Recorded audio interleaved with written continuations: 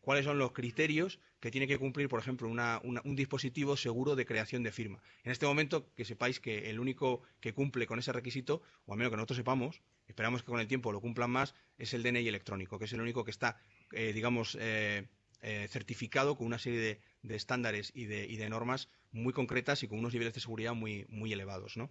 Pero también ocurre que no se dice que con otro sistema no se puede hacer. Es decir, hoy en día firmamos, por ejemplo, con un certificado software que tengamos en el ordenador, llevamos a cabo el proceso de firma y de alguna manera nos pueden perfectamente aceptar esa firma electrónica como una firma electrónica reconocida.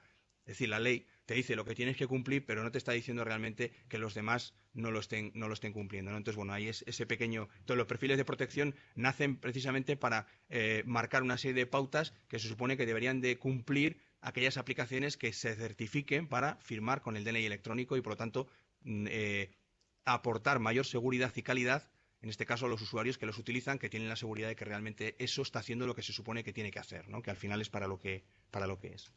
Y bueno, por mi parte creo que no voy a... que es todo. Simplemente agradeceros de nuevo que nos hayáis dado la oportunidad de participar en esta charla, que por cierto, bueno, pues en mi caso es la última charla que voy a dar, por desgracia, pero que bueno, que siempre es un placer poder venir bueno, pues aquí o a donde sea y poder dar una charla. Siento que el tema a lo mejor no haya sido lo más cuadrado a lo que sería la charla en concreto, pero bueno, que espero que al menos haya sido de vuestro interés bueno, que os sea útil. Muchas gracias. Bueno, comenzamos el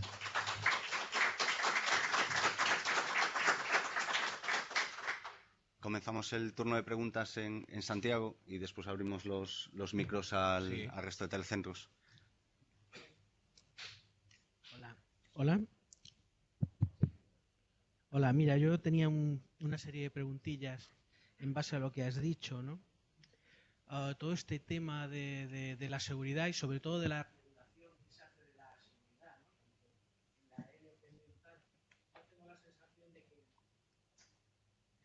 sirve para aumentar ese gap tecnológico que tú decías. Y, por ejemplo, estaba pensando en los servicios financieros que se prestan a través de Internet, en el que estamos viendo todos como empresas británicas, como, en fin, sobre todo fuera de España, están prestando servicios en tema de tarjetas de regalo, medios de pago, etcétera, etcétera, que aquí somos incapaces de estar. Incluso algunos otros temas en cuanto al almacenamiento de los números de tarjetas de crédito para facilitar o automatizarlo, sobre todo en todas estas librerías digitales. ¿Cuál es tu opinión al respecto de eso? Es mi primera pregunta. Ok, si quieres, bueno, decir, yo diría en cuanto a la normativa, a lo mejor en España tenemos no es un problema, sino es que la normativa en España generalmente se deja muy abierta, por decirlo de alguna forma. Es decir, se tiende a lo que se denomina que el mercado se autorregule. Entonces, generalmente lo que se hace en temas de seguridad incluso, lo que se hace es que una ley te dice a lo mejor, te da una serie de pautas muy básicas y te dice qué se supone que tienes que hacer, por ejemplo, en el caso de la LOPD, ¿no? Y resulta que luego, al final, es un poco contradictorio, porque primero, en el caso, por ejemplo, de la LOPD, tú tienes una ley que además es punible, es decir, te cae una sanción y además una sanción que puede incluso acabar perfectamente con una empresa y mandar a mucha gente a la calle, pero resulta que luego no existe ninguna organización, ni ninguna norma, ni nada de nada con la que tú puedas, por ejemplo, verificar que efectivamente la estás cumpliendo. Bueno, es decir, digamos que en ocasiones es como que se empieza una cosa por una pata, digamos, por decirlo de alguna manera, pero que realmente hacen falta, en este caso, otras. En el mercado, en el caso, por ejemplo, de los bancos y de las entidades financieras, el problema que yo veo es que en España no se obliga. Es decir, a ver, hay que entender una cosa, no quiero decir con esto que haya que obligar, pero sí que es cierto que a lo mejor todos los que hacemos uso de las tecnologías de la información sí que nos damos cuenta de que en ocasiones nos gustaría como que las entidades financieras o el que sea, de alguna manera se tomara en serio ciertas medidas de seguridad y que realmente acabara implantándolas, ¿no? Que no fuera toda una cuestión simplemente de dinero, sino que al final, oye, que tienes que cumplir con una regulación y con una serie de medidas de seguridad mínimas para ofrecer ese servicio. Pero lo cierto es que en este caso, salvo la LOPD, que yo creo que es a lo mejor de hecho contamos con la normativa de protección de datos, dicen que más dura a nivel de Europa y probablemente a nivel del mundo, porque es que fuera de Europa prácticamente normativa de protección de datos no existe, de hecho en Estados Unidos no hay nada parecido, pues o sea, contamos con esa normativa que es extremadamente dura, pero luego realmente, desde el punto de vista de la aplicación y desde el punto de vista de la garantía y desde el punto de vista de vamos a hacer las cosas bien, pues bueno, digamos como que se deja la mano muy alta, ¿no? O sea, al final se deja que cada uno haga un poco lo que quiera. Por ejemplo, en el caso de la ley de protección de datos, ¿qué ocurre? La agencia sabía que durante muchos años las empresas no iban a cumplir. Y además ocurrió una cosa muy particular, y es que en muchos casos ni siquiera se sabía cómo. Porque si te das cuenta, cuando apareció el reglamento, o sea, no el nuevo, sino el anterior, cuando estaba el anterior, ocurrían cosas como que no se sabía qué tipo de medidas había que aplicar a ficheros de tipo papel, no se sabía si realmente había que proteger, no estaban contemplados, la ley hablaba de ellos, pero el reglamento no decía nada. Entonces, ¿qué ocurre?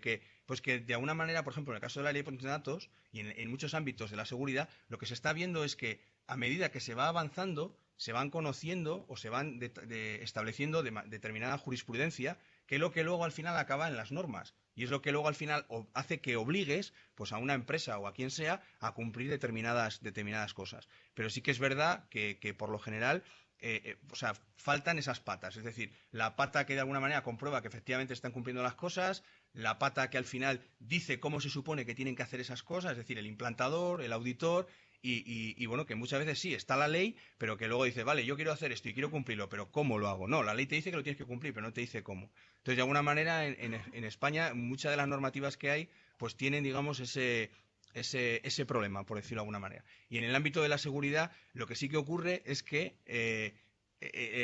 o sea, en el ámbito de seguridad no, en general, obligar no se ve muy bien. O sea, lo que se hace casi siempre es, deberías de, o la ley te dice que, pero luego se es muy permisivo.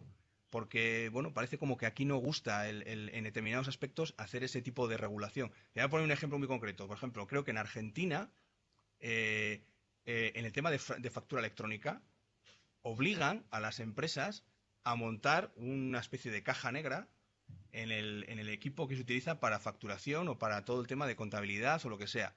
Y ese sistema, cuando la empresa realiza sus facturas, etcétera, etcétera, etcétera, una vez al mes envía toda la información a la agencia tributaria.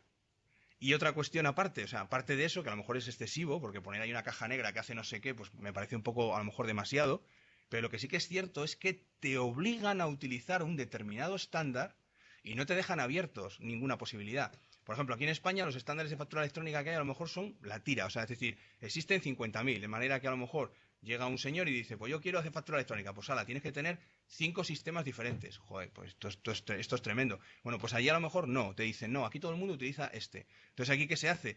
Se considera, y no tiene por qué ser malo, que al final lo que se hace es, se sacan una serie de regulaciones que intentan mover determinadas acciones o que las empresas y las organizaciones hagan determinadas cosas, pero lo que se hace luego es que de alguna manera sean ellas las que decidan cómo y de qué manera lo quieren hacer. Es lo que llamamos autorregulación. Entonces, por eso muchas veces nos encontramos con cosas como precisamente lo que ocurre en el sector bancario, ¿no? Que parece, y de hecho ocurre, que tú miras las medidas de seguridad de los bancos y de determinadas organizaciones aquí en España y dices, pero bueno, ¿qué pasa? ¿Que aquí la seguridad no se la toman en serio? Te voy a poner otro ejemplo. En Europa, los certificados electrónicos software no existen. Es decir, muy pocas personas y muy poca gente utiliza certificados electrónicos que no estén almacenados en tarjeta criptográfica. Y aquí es lo más común del mundo. Y encima todo el mundo firma con esos certificados electrónicos. Y lo hace además incluso a lo mejor en un ordenador que está infectado con malware. Y eso luego lo manda por internet y el que lo recibe, bueno, pues esto es una firma electrónica reconocida, totalmente segura, fiable y demás.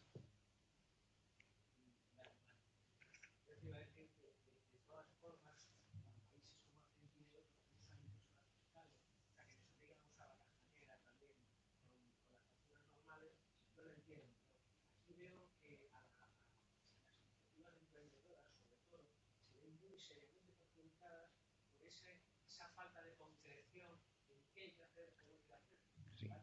Pero bueno, quería preguntarte también una cosita. Has hablado antes del cluster TIC de León, Barán y todo eso. Y ahora con los cluster TICs hay bastante duda. Yo, aunque no soy informático, no soy de ese colegio, pero veo muy curioso que 4 colegiados recientes, ¿verdad? Recién titulados, deciden montarse una empresa tecnológica